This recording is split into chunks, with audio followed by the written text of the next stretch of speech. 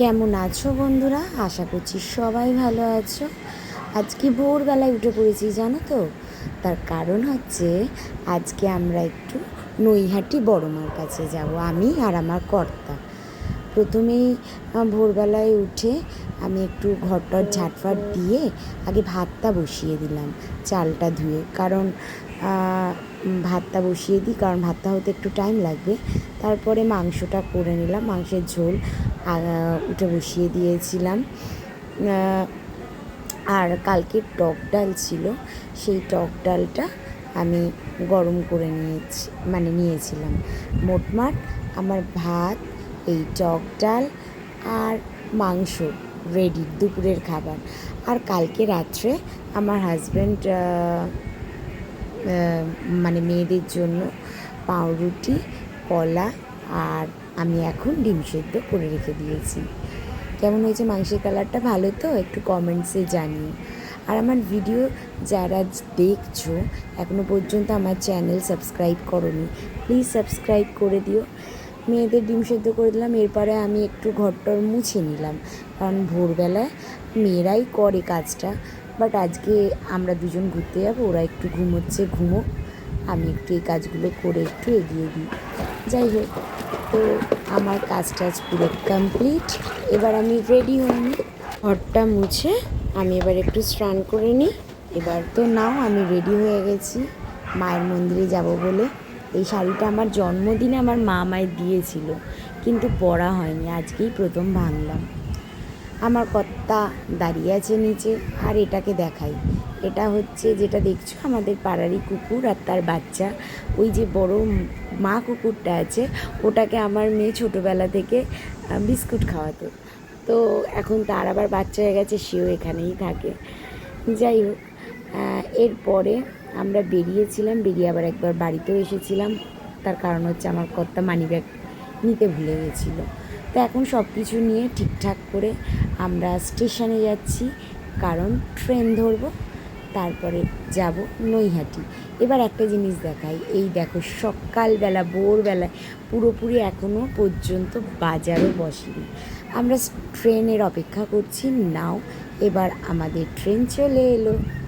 তো চলো আমরা ট্রেনে উঠি নৈহাটি বড় মার কাছে। জয় মা। আমরা ট্রেনে উঠে পড়েছি এবং আমরা নৈহাটি পৌঁছেও গেছি।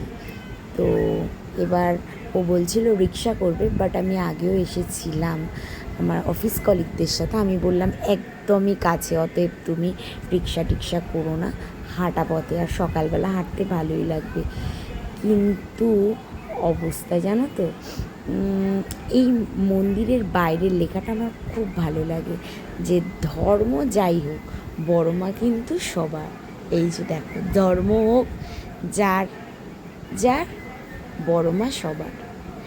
তো যাই হোক, ও কিন্তু ফুলমালা কিনছে। এবার দেখো লাইন, আমি তো হাঁটতেই থাকছি, কিন্তু লাইনের শেষ কোথায় সেটা বুঝতে পারছি না গো।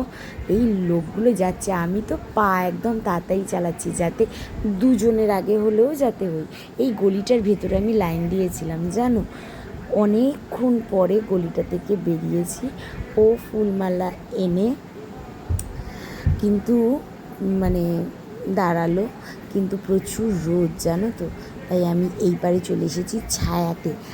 আর আমার হাজব্যান্ড রোদের মধ্যে দাঁড়িয়েছে। আমি বললাম তুমি যাও, আমি এখানে দাঁড়াচ্ছি। বললো না, তুমি গিয়ে দাঁড়াও। আর এই দেখো সব মানসিক মনে হয় পূরণ হয়েছে, তাই ডন্ডি কাটছিল। এবার আমরা মন্দিরের ভেতরে ঢুকেছি, শুধু বাইরে লাইন না গো, এই দেখো মন্দিরের ভেতরেও লাইন জিগজ্যাগ করে।